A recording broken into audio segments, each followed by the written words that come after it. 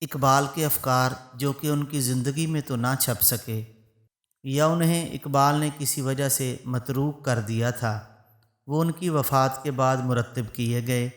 ان میں اقبال کے ملفوظات، مقالات و مضامین، تقاریر و بیانات، خطوط اور شعری کلام شامل ہے۔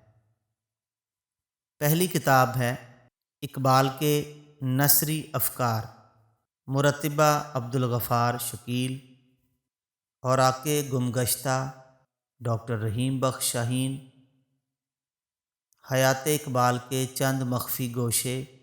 اس کتاب کو مرتب کیا ہے محمد حمزہ فاروقی۔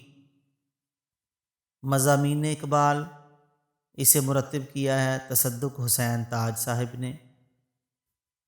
گفتار اقبال، مرتبہ محمد رفیق افضل۔ حرف اقبال، مرتبہ لطیف احمد شروانی۔ مقالات اقبال، مرتب کی گئی ہے سید عبدالواحد معینی کی طرف سے۔ Speeches and statements of Iqbal, مرتبہ Shamloo. Speeches, writings and statements of Iqbal, مرتبہ شاملو۔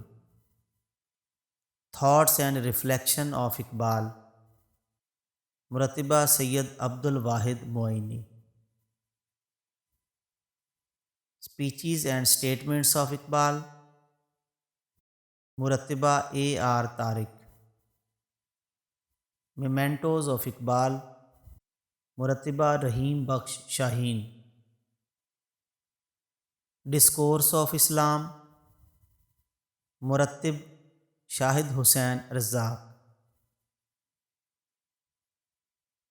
شذرات فکر اقبال، اسٹرے ریفلیکشنز، اقبال کی ذاتی ڈائری جو انگلش میں ان کے بیٹے جاوید اقبال نے مرتب کی اور اس کا اردو ترجمہ افتخار احمد صدیقی نے کیا۔